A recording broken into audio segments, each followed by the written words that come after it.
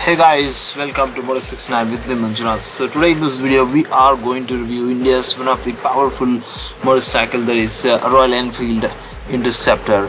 I think nobody can speak about the 650cc engine. So let us dive into the video and see what it is all about.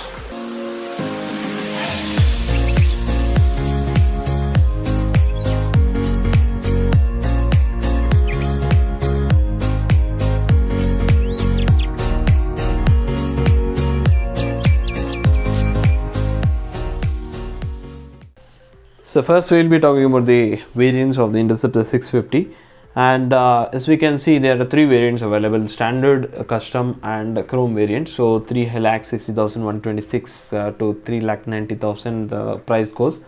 And if you want other states price, I think you can comment below, I will just message you.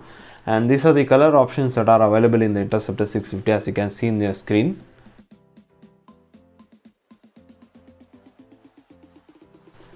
Next, moving around the walk around, let us see some of the very quick details of this bike. So coming to the quick specs of this bike, so we get a weight of 202 kg with a ground clearance of 174 mm and a seat height of 804 mm. Now the weight of the bike is pretty much what it resembles. And when we talk about the ground clearance, usually the ground clearance will be at and around 160 to 170 mm, and the ground clearance is pretty much good. And when we talk about the seat height, I think seat height is slightly higher. The more higher is you get in the Adventure, like 815. It's not like it's so much higher, but it's pretty much there, 804 mm. So I think the seat height should have been little less, but for this bike I think you can go with it. So from the front we can see you have got that normal headlamp setup and the normal indicators, boxy indicators, and as you can see the mud guard. I don't think this is made of plastic, but there's a chrome finish that is being given to the mud guard, and the spokes, 41 mm forks with protection, as you can see. And from the side of this bike you can see there's that huge exhaust pipe that's running from the head of the cylinder, and this is having a double barrel setup, so you get very good exhaust note when we just ride this bike. And in the rear side you see the suspension. The suspension you've got is the particular model is the hydraulic spring type suspension with a gas absorber. So I think the suspension is really good, and I'll be explaining the suspension part as well as braking part in the ride review. So as you can see from the rear end, the bike looks like this, pretty much simple tail lamp with two indicators, but I think this is a really good looking motorcycle for me, because it's almost rugged, it's almost from the front, it's sporty, it's bulky. I think this gives all sort of impression. And from the side you see there another exhaust pipe that I was saying previously, that's running long. And I think the parts that have been used here, the paint, that is so excellent, I think, to watch this bike. And as far as goes, seat is very completely flat and cushiony. Seat is cushiony, but I think it's flat, and they have missed the one big thing is the pillion backrest, and it is really important. I will explain you why it is really important when I am riding the bike, but as far as now, I think that was important part that has been missed in this bike. And coming to the petrol tank, as you can see, it's a huge petrol tank with a Royal Enfield badging. I think this is a separate badging for the Interceptor, and the badge looks really good. And you have got some cuts on the tank and for the accommodation of the legs, but tank pad would have added even more of a looks to this bike, but still the bike is looking really beautiful. And below the petrol tank you have got a massive engine setup. As you can see, it is a massive engine, but the engine is now liquid cooled or an oil cooled engine, because for a 650cc engine you cannot go for an air cooled engine. So you have got 648cc oil cooled engine which powers 47 bhp and 52 newton meter torque. Now as you can observe, see the day-to-day bikes that we ride, it comes approximately 10.811 newton meter torque and powers. This is 5 times the power, so I think the power is going to be really massive. I think that I'll be explaining you in the ride review, but as far as now you're concerned, for a 650cc engine, the power figures, I think the bike is a boom bike, because it has got so much power. And from the ride experience what I got, I think the engine is more refined and less vibration from the previous generation. The power has been reduced as shifting from BS4 to BS6, but apart from that, the bike still is the same old rugged performer. So as you can see, the switch gears that has been available, very high quality switch gears. I don't think they have made any compromise on here.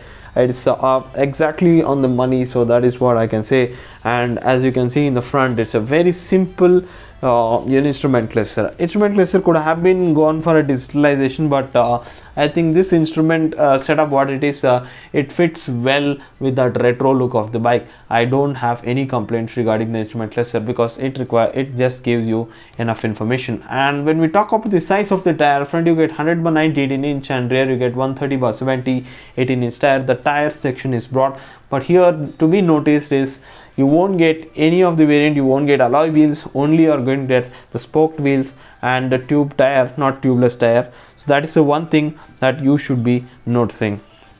And as far as braking is concerned, you are getting dual channel ABS, and without that I think you cannot stop the bike. And 320mm and 240mm disc brakes you are going to get in the front and the rear respectively.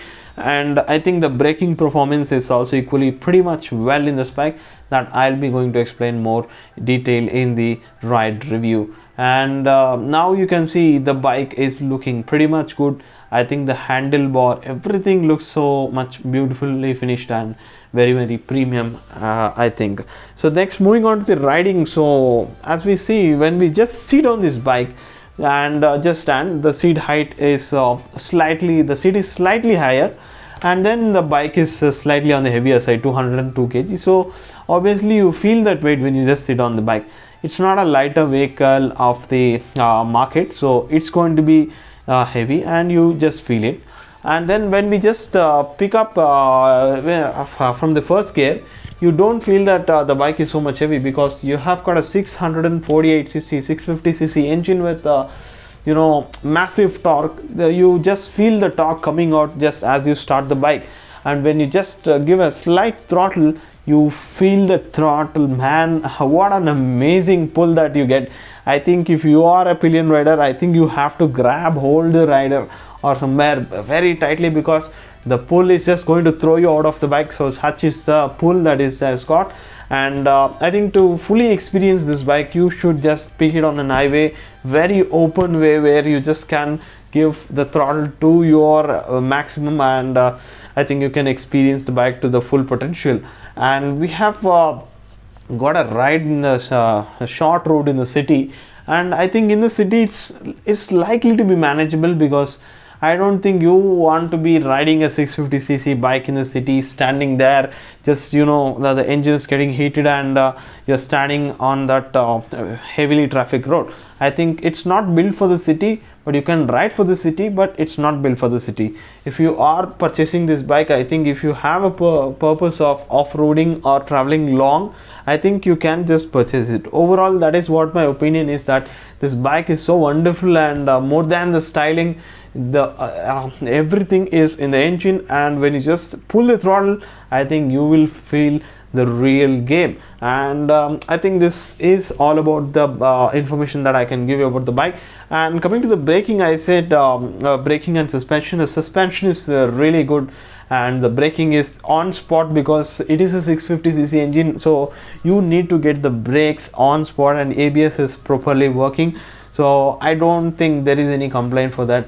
So overall the bike is good, and I suggest if you have any off-roading and very long riding habits, please do consider this bike. Otherwise, in city, I think you have got a lot of better option. Even in the Royal Enfield itself, you have got an option you can check out. But I think in lifetime, you have to at least once give a test ride and see how the bike is. So with this, I'm going to end the video. Meet you in the next video. Until then, goodbye.